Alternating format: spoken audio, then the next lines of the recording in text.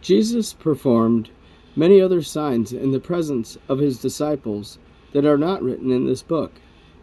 But these are written so that you may believe Jesus is the Messiah, the Son of God, and by believing you may have life in his name. After this, Jesus revealed himself again to his disciples by the Sea of Tiberias. He revealed himself in this way: Simon Peter, Thomas, called Twin, Nathanael from Cana of Galilee, Zebedee's sons, and 2 others of his disciples were together. "I'm going fishing," Simon Peter said to them. "We're coming with you," they told him. They went out and got into the boat, but that night they caught nothing. When daybreak came, Jesus stood on the shore. However, the disciples did not know it was Jesus. "Men," Jesus called to them, "you don't have any fish, do you?" "No," they answered. "Cast the net on the right side of the boat," he told them, "and you'll find some."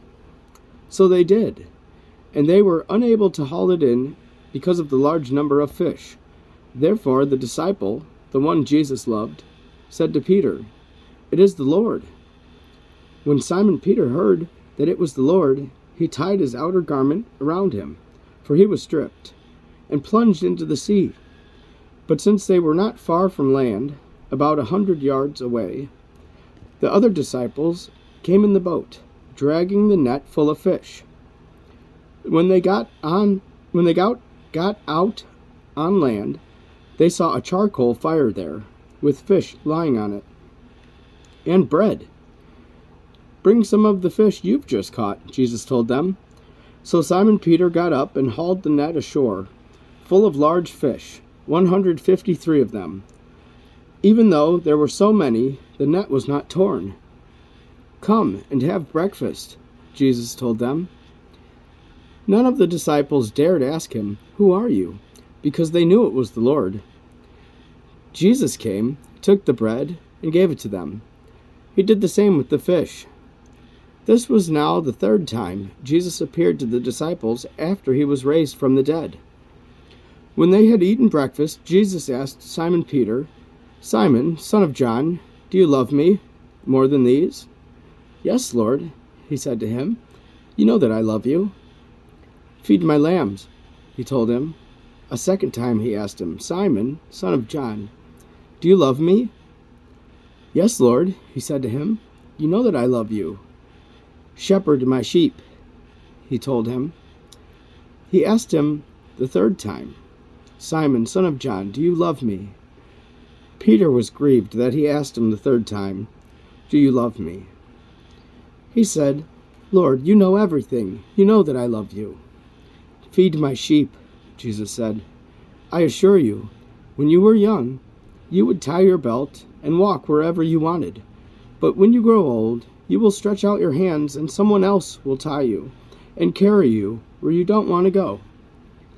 He said this to signify what kind of death he would glorify God. After saying this, he told him, "Follow me." So Peter turned around and saw the disciple Jesus loved following them. That disciple was the one who had leaned back against Jesus at the supper and asked, "Lord, who is the one that's going to betray you?" When Peter saw him, he said to Jesus, "Lord, what about him?" "If I want him to remain until I come," Jesus answered, "what is that to you? As for you, follow me." So this report spread to the brothers, that this disciple would not die. Yet Jesus did not tell him that he would not die. But, "If I want him to remain until I come, what is that to you?" This is the disciple who testifies to these things and who wrote them down. We know that his testimony is true. And there were also many other things that Jesus did, which if they were written one by one, I suppose not even the world itself could contain the books that would be written.